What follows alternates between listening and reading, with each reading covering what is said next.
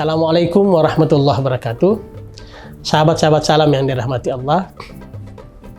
Akhir-akhir ini kalau kita melihat di negara kita, di masyarakat kita, banyak sekali aliran-aliran atau kelompok-kelompok yang mengajarkan agama dengan cara pandang yang berbeda-beda. Secara umum, Al-Quran dan hadis-hadis Nabi memang membuka ruang terjadinya perbedaan pendapat dalam agama kita. Bahkan Allah mengatakan di dalam Al-Quran, "Walau sya'allahu laja'alakum ummatan wahidah." Seandainya Allah menginginkan, artinya kalau itu berada pada keinginan Allah semata-mata, laja'alakum ummatan wahidah. Allah pasti menjadikan kamu satu umat yang sama semuanya. Tapi kan kalimatnya mengatakan walau sya'a. Kata lau itu dalam bahasa Arab artinya sesuatu yang kecil kemungkinan untuk terjadi. Yang kedua, Al-Quran selalu membuka ruang untuk terjadi perbedaan pendapat. Bahasa-bahasa Al-Quran itu adalah bahasa yang selalu mengandung multitafsir. Sehingga kita tidak heran kalau ulama A berpendapat A, ulama B berpendapat B, ulama C berpendapat C. Nah, bagaimana caranya kita menyikapi ini sahabat-sahabat sekalian? Pertama,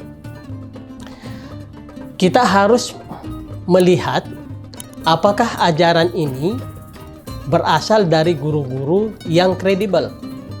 Itu yang penting.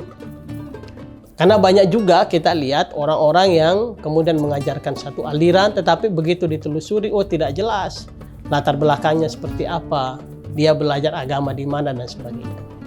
Yang kedua, cara kita untuk menentukan bagaimana kita menyikapi perbedaan itu adalah tanya pada hati kita masing-masing.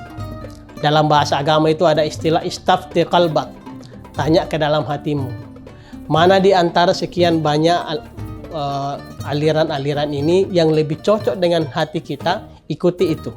Yang penting kembali pada yang pertama tadi, ikuti yang punya dasar, punya rujukan yang jelas. Jangan karena dia sesuai dengan hati kita, tapi begitu dicari tahu apakah punya rujukan yang jelas ternyata tidak, itu nggak bisa diikutin. Jadi kita mengikuti pertama punya rujukan, yang kedua tanya hati kita mana yang paling enak, mana yang paling nyaman kita ikuti.